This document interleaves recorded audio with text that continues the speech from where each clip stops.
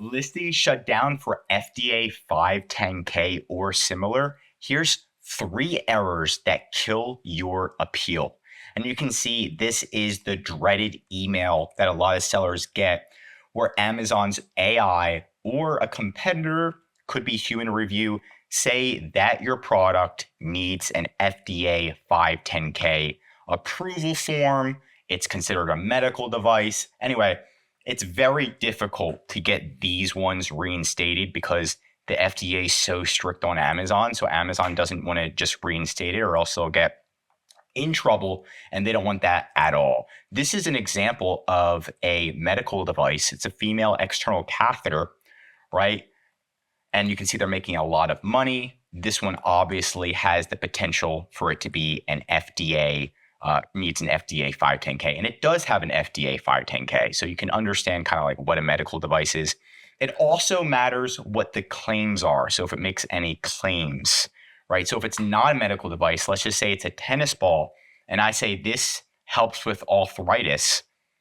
Now it's a medical device. Now it needs an FDA 510K, right? So just keep that in mind so you understand. Now, we had a client reach out to us and they had an FDA 510K issue, and we were on top of it. So this was a very big client, and we just were like, okay, we're going to put 5 people on it full time, right, to get this FDA 510K either approval or to prove to Amazon that it's not going to need an FDA 510K approval. Both are difficult.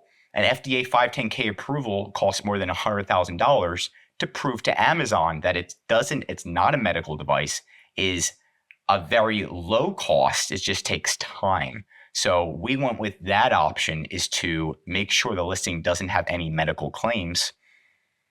And then we were able to get it reinstated, right? So it did take 28 days on a T. That's because I had internally, we were just going a little bit crazy with everything. We're just like, hey, if you guys get it reinstated in this amount of time, you get X. So it was really nice to see that, and to see that it's possible. So you've got, again, 2 options. You can either prove to Amazon that it's not a medical device, or get FDA approval, right? The FDA 510K, again, it's going to take usually more than a year, and it's going to be more than $100,000. While proving that it's not a medical device is difficult, but it just takes time. So the error number 1 is not including proof, right? So what did we do?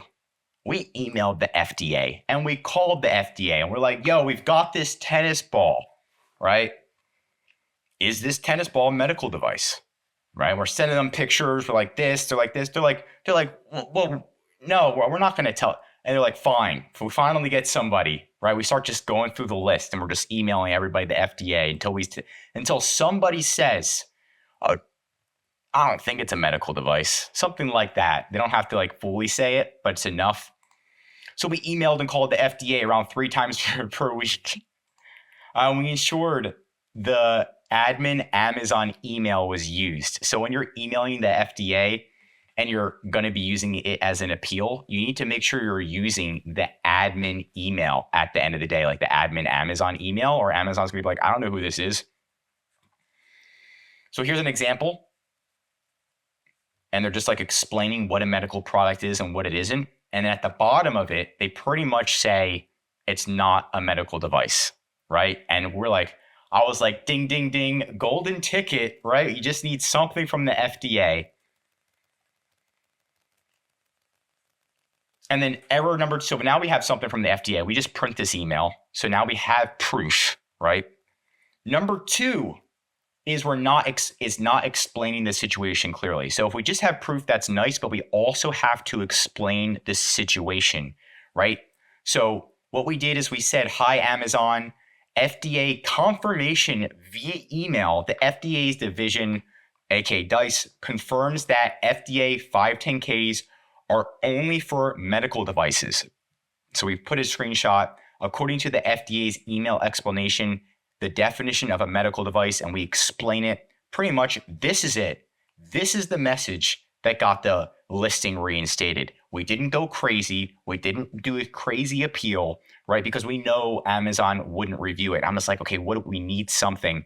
Well, if we get something from the FDA, then Amazon's going to feel safe and then they'll reinstate it. It's all about making Amazon feel safe at the end of the day.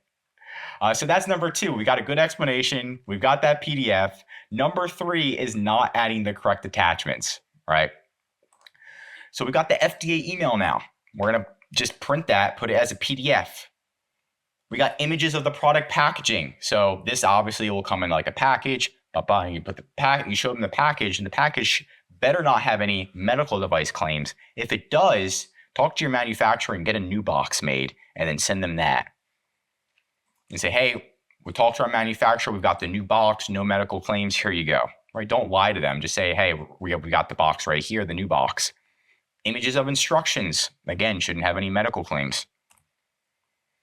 Images showing the listing was updated, right? So in order to update a listing that's shut down, you need to contact the catalog team and really get and push things through. And then you can update the listing even if it's shut down. And then you can have them confirm that there's no medical terms on the listing. You take a screenshot of that, put their case ID in, all that fun stuff. And then images of the FDA website determining if it, like, how do they determine what a medical device is and what it isn't? And it's directly from the FDA's website. This is like a little screenshot.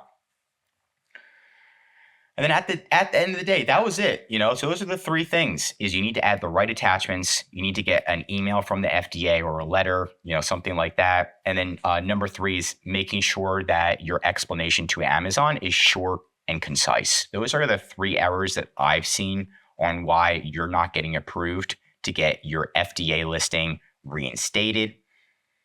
And then, of course, again, we had 5 full-time people on this calling. So they were calling FDA and emailing FDA every 3 days from different emails, okay, from different phone numbers. And we were calling and emailing Amazon every single day. We were just every day on Amazon. And that was different case IDs. So they had multiple case IDs, around 4 per person. So if you do the math, 4 times 5, right, around 20 cases open. Right. And we're just following up every single day. We're on it. And that's pretty much how we got reinstated within 28 days. Usually takes people at least 90. So it's totally possible. And we were escalating it. And it looks like at the end, we did escalate to the brand registry team, but I need to triple check. But at the end of the day, we were able to get it. I mean, these are the steps on how to get your listing FDA 510K proven that it's not a medical device to get it reinstated. Getting FDA 510K approved is a whole different conversation for another day, which we also helped with. But that's it for today's video. What should I cover next regarding Amazon? Drop your questions and topic ideas below. If you learned something new, drop a like. If you're an Amazon seller, I highly recommend subscribing to our channel because we're giving away great content that's going to help you in your Amazon journey. And of course, if you need help with increasing sales, helping you prove that it's not a medical device, or even giving you the steps on how to get FDA 510K approval, feel free to contact EHP Consulting Group. Links right in the description to contact us or schedule a call. I'm Josh Hackett, CEO of EHP Consulting Group, signing out.